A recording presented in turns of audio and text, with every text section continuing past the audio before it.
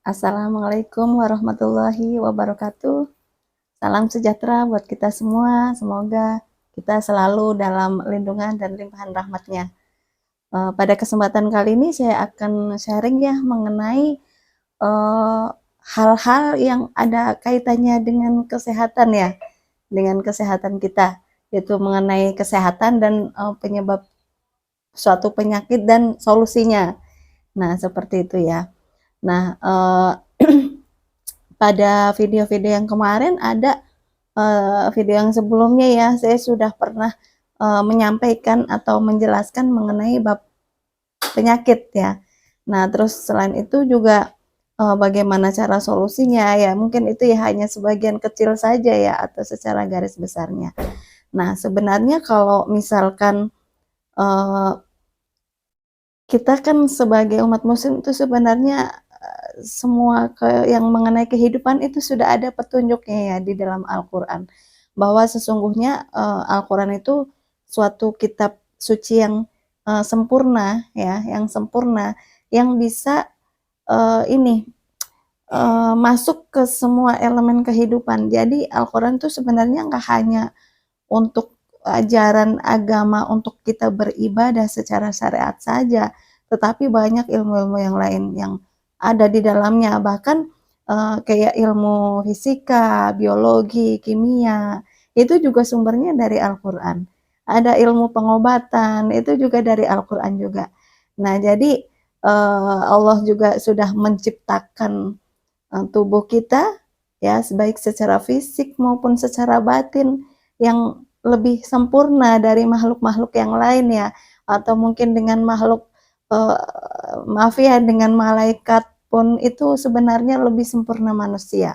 Karena manusia juga malaikat kan nggak ada nafsu ya, jadi ya lebih sempurna lah komponen-komponen yang ada di dalam diri kita itu lebih sempurna manusia daripada makhluk yang lain sebenarnya. Makanya kita harus benar-benar banyak bersyukur ya dengan apa yang ada, semua yang dikasih oleh Tuhan kepada kita dan bersyukur ya dengan kondisi apapun ya. Jadi baik kita senang, susah, di atas, di bawah itu tetap harus kita lakukan bersyukur itu.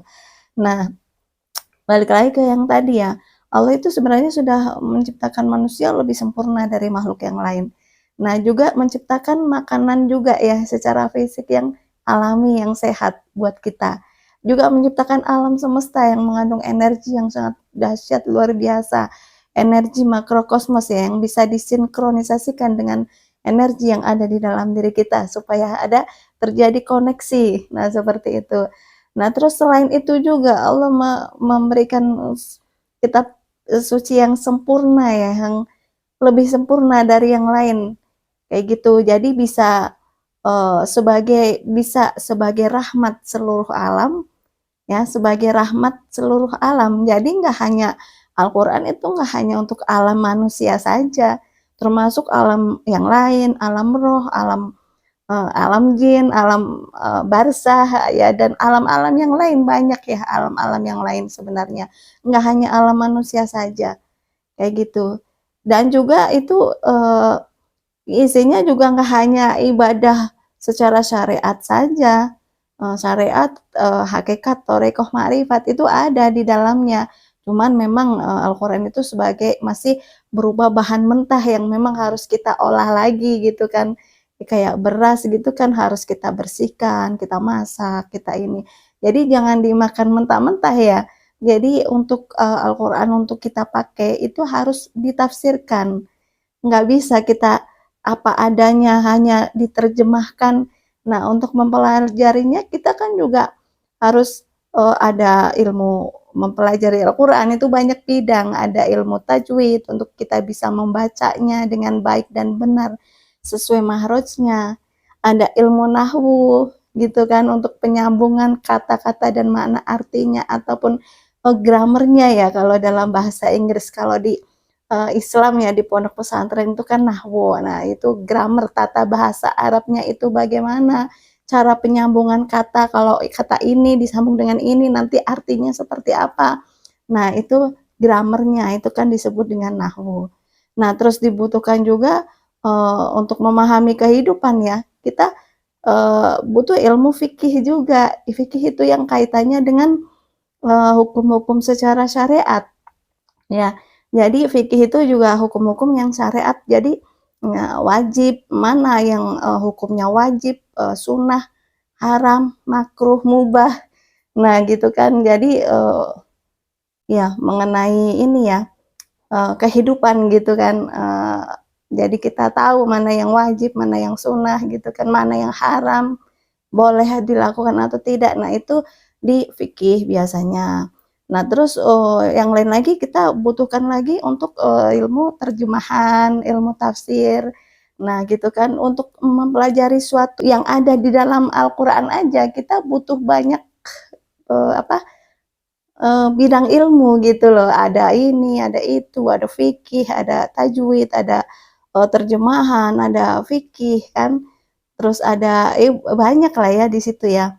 Nah, ada sorof, nahu juga. Nah, terus ada kalau Al-Qur'an mau dipakai itu sebenarnya sebagai petunjuk, sebagai rahmat bagi seluruh alam, sebagai petunjuk bagi orang-orang yang beriman. Nah, jadi bukan bukan petunjuk bagi orang Islam saja. Nah, Al-Qur'an itu sebenarnya kitab yang universal.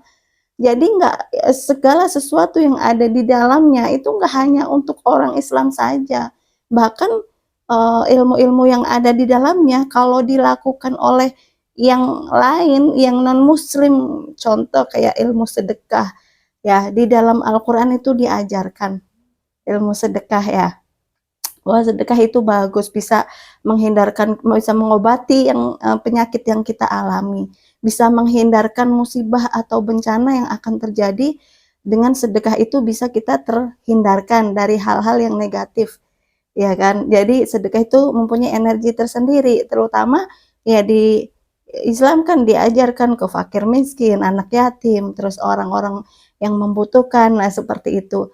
Nah itu kalau dilakukan oleh orang ateis atau orang non-muslim ya di luar Islam, itu juga apa yang ada di dalamnya juga berlaku juga, seperti itu.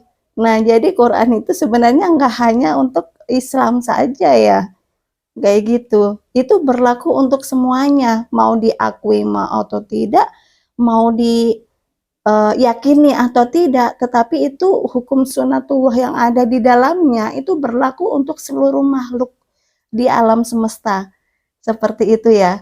Yang mau kita percaya atau tidak, mau yakin atau tidak, mau kita uh, beriman sesuai tuntunan Al-Quran atau tidak, hukum-hukum yang ada di dalamnya itu berlaku untuk seluruh makhluk yang ada di alam semesta ya. Meskipun ya mereka di luar sana nggak mengakuinya, tetapi ya semuanya itu tetap berjalan seperti itu.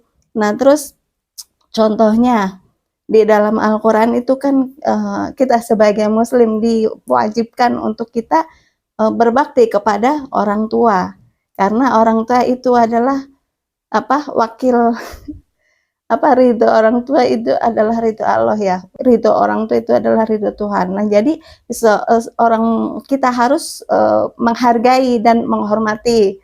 Nah itu kan wajib ya, karena orang tua juga sebagai perantara kita dilahirkan di dunia. Allah yang menciptakan kita, tetapi ya pastinya melalui perantara orang tua kita. Makanya kita harus menghormati dan menghargainya ya. Nah, di ajaran yang lain pun selain Islam itu pun seperti itu. Atau mungkin ada orang yang maaf di luar ada yang tidak beragama, tetapi kalau dia mempunyai ilmu kehidupan yang sejati, yang bagus, itu pasti akan seperti itu juga.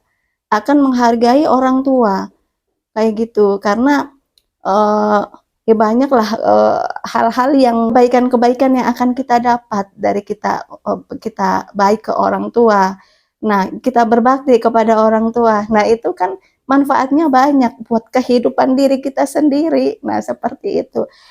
Itu nggak hanya itu diajarkan di dalam Al-Quran, tetapi ilmu yang ada itu berlaku untuk seluruh makhluk. Jadi sebagai rahmat bagi seluruh alam, sebagai seluruh umat manusia gitu kan yang ada di alam semesta.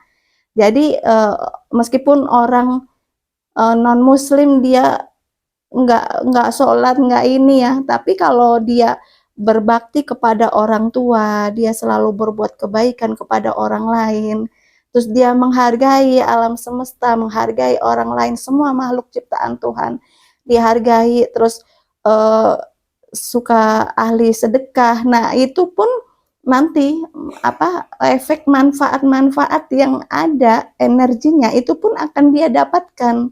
Kayak gitu. Jadi Allah itu profesional ya. Jadi nggak memihak, ya profesional. Jadi memang Tuhan bagi seluruh umat manusia, nggak hanya umat Islam saja, ya kan. Meskipun diakui atau tidak, ya segala sesuatu hukum-hukum yang berlaku itu ya tetap berlaku bagi mereka-mereka yang non-muslim sebenarnya, seperti itu ya. Jadi memang Quran itu ini ya, yang kalau kita pahami lebih dalam isinya, maknanya, tafsirannya, itu memang ya sebagai suatu petunjuk bagi kehidupan kita. Kalau misal nih dalam hal kesehatan, nah kita harus bagaimana, untuk penyebabnya apa, terus solusinya bagaimana. Nah itu ada semua di dalam Al-Quran, sudah dijelaskan. Termasuk ilmu biologi, ilmu fisika, ilmu kimia, itu ada di dalamnya. Kayak gitu. Jadi nggak hanya sebatas ilmu agama, mengajarkan beribadah, hukum-hukum secara syariatnya, secara fisik, enggak. Bahkan ilmu-ilmu lain kayak ulama-ulama, kayak ilmu torekoh, ulama-ulama yang zaman dulu mempunyai karomah, itu pun ilmunya dari Al-Quran. Zikir wirid yang diambil itu dari ayat-ayat suci Al-Quran, dari nama-nama sifat-sifat Allah. Dia berzikir sehari sampai sekian puluh ribu, itu nantinya karomahnya keluar. Kan namanya ini kan beda-beda ya, kalau ulama atau sunan wali itu biasanya karomah, kalau nabi itu mukjizat, terus karomah, terus ada lagi maunah, terus ada lagi inayah, ada lagi hidayah, ada lagi ilham gitu kan, ada maunah. Nah jadi itu beda-beda. Nah kita sebagai orang Islam, Muslim ya, harus paham itu, dan itu apa yang bisa harus kita lakukan. Ada syarat-syarat, gradasinya, dan kuantitasnya, kualitasnya itu harus seperti apa untuk bisa ke sana. Itu ada semua. Itu pun tidak ada di dalam Al-Quran. Makanya itu sebagai ini ya, petunjuk bagi orang yang beriman, gitu kan. Jadi makanya di ayat-ayat Al-Quran banyak ya dijelaskan, wahai orang-orang yang beriman. Nggak jarang kayaknya wahai orang-orang Islam, gitu kan. Jarang orang yang beriman, karena orang yang beriman itu yang mengakui adanya Tuhan. Nah seperti itu. Termasuk pun dalam ilmu kesehatan dijelaskan juga bahwa sebenarnya di dalam tubuh manusia ya itu ada segumpal daging. Jika segumpal daging itu baik, maka baik seluruh tubuh. Jika segumpal daging itu jelek, maka jeleklah seluruh tubuh. Itu adalah hati. Nah, hati ya. Jadi manusia kan diciptakan dari dua badan, badan kasar dan badan halus. Nah, dari semua penyakit dohir kita, fisik kita, itu sebenarnya awalnya itu adalah dari hati dan pikiran. Nah, dari hati dan pikiran. Nah, makanya kalau ya maaf ya, kayak misal orang yang sering marah-marah, nah itu berpotensi dengan darah tinggi, hipertensi ya, atau yang penyakit lain-lain. Itu semuanya kayak misal jantung, itu kan dari hati, dari pikiran, dari hatinya yang cemas, yang marah yang dikeluarkan atau marah yang disimpan di dalam hati, itu juga akan membuat efek, ngaruh ke efek kesehatan kita. Kayak gitu. Kayak misal kita mungkin suka menghina orang, merendahkan orang, kita melukai orang lain, hati orang lain. Nah, itu nanti bisa juga berefek, akan terjadi penyakit di dalam diri kita. Kayak gitu. Karena hati kita itu ini ya, negatif. Jadi pikiran-pikiran yang negatif itu akan membuat badan kita menjadi terasa asam gitu. Badan kita itu asam, asam. Kalau badan kita asam itu akan mudah terkena penyakit. Nah, makanya diteliti secara ilmu kesehatan ya, medis dan psikologi ya, itu ada hubungannya sebenarnya. Kayak gitu. Coba kalau misal orang yang misal dia nggak pernah menyakiti orang lain, nggak pernah menghina, itu istilahnya dia beribadah dan beriman menjalankan tuntunan Al-Quran sebagaimana mestinya. Nah, biasanya orang-orang seperti itu jarang terkena penyakit. Karena memang awal dari semua penyakit dohir secara fisik itu adalah hati dan pikiran. Seperti itu. Memang makanan itu ya memang pola hidup ya. Makanan itu ya berpengaruh. Tetapi di dalam Al-Quran dijelaskan bahwa yang paling berpengaruh yaitu psikologi kita. Kondisi kayak misal orang yang sering menghadapi masalah, terus dia mungkin stres atau depresi atau terlalu berat beban hidupnya, tetapi mungkin sandarannya kurang. Ya sandaran di sini tentunya kita harus mempunyai sandaran yang kuat yaitu hanya kepada Tuhan gitu kan. Jadi mungkin itu kurang keyakinannya. Jadi merasa hidup sendiri, susah sendiri, apa sendiri. Nah, itu kan nantinya akan berefek kurang bagus ke hati kita.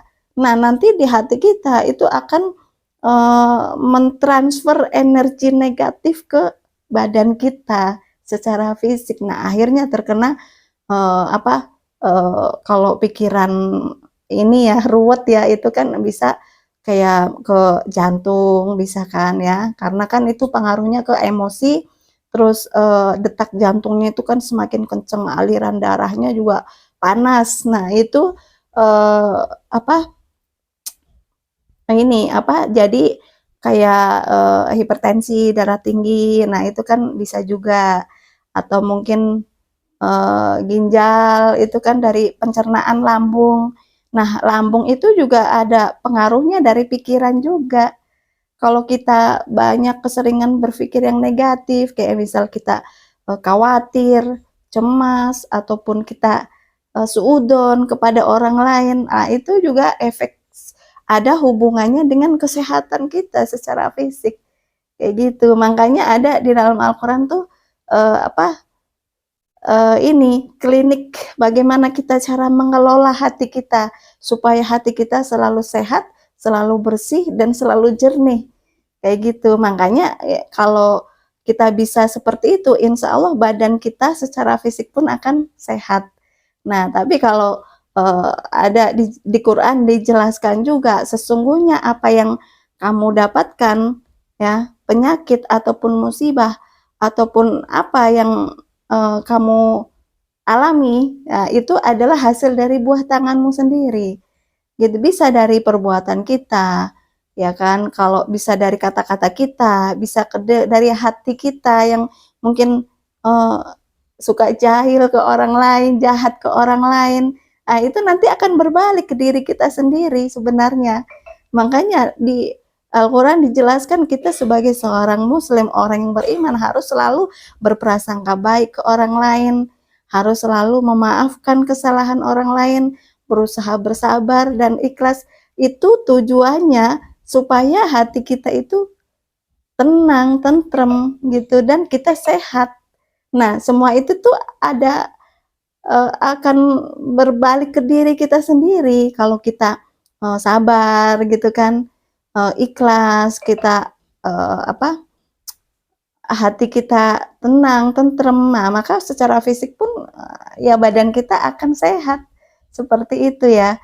Jadi sudah dikasih petunjuk kalau misalkan contohnya orang yang suka ngomel, misal kayak kita ke orang lain ya, ke orang tua suka ngomel-ngomel, nah nanti bisa kena sariawan gitu kan. Ya memang secara medis terkadang nggak nyambung, tetapi secara psikologi itu nyambung. Kayak misal kita marah-marah ke orang lain atau ke keluarga, suami atau istri, ke orang lain, marah yang ditahan atau yang disimpan, yang ditahan ya, ataupun yang dikeluarkan, itu akan terkena berpotensi mengandung terkena penyakit jantung, hipertensi, darah tinggi, karena panas gitu kan, itu dari pikiran juga dan hati. Nah, makanya supaya badan kita sehat ya kita harus selalu menjaga hati dan pikiran kita. Dan jangan lupa kita harus selalu connect kepada Tuhan ya. Selalu connect, kayak misal HP kita online nih. Ya, online. Kan kalau HP kita ada kuotanya, ada pulsanya, ya kan bisa kita selalu online, ya kan. Nah, kita bisa melihat apapun, bisa melakukan apa, aplikasi, download. Nah, begitupun diri kita.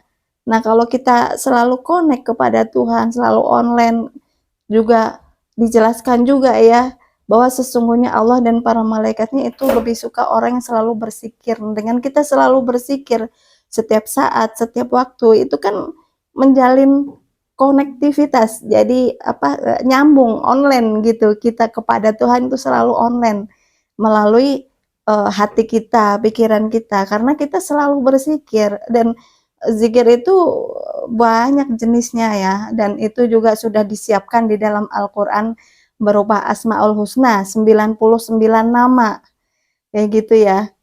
Dari kita belajar Asmaul Husna, sifat-sifat Allah 99 itu juga kalau dikupas, wah banyak banget itu. Dari satu nama aja itu kalau ditafsirkan udah jadi banyak banget. Kayak gitu. Nah, jadi kita berusaha ya untuk supaya kita hidup sehat secara lahir dan batin. Kita harus menjaga hati kita supaya selalu sehat juga. Selalu membersihkan hati kita dari hal-hal yang negatif, selalu berpikiran yang positif, gitu kan. Jadi hal-hal yang negatif, pikiran yang negatif itu jangan dimasukkan ke dalam hati kita, ke dalam pikiran kita. Hal yang membuat hati kita terluka, hati kita tersakiti, ya kita hindari, karena itu nantinya efeknya ke kesehatan kita. Makanya di situ perlulah kita hidup harus berusaha untuk sabar. Kenapa? Supaya hati kita itu sehat, gitu.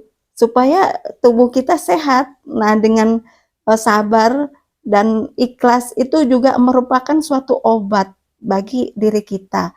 Atau itu efeknya bagus buat kesehatan diri kita. Kalau kita mengidap penyakit tertentu, obatnya itu sabar dan ikhlas. Itu ada juga dijelaskan di dalam Al-Quran. Nah, seperti itu. Dan kita juga harus selalu connect dengan Tuhan setiap saat, setiap waktu ya.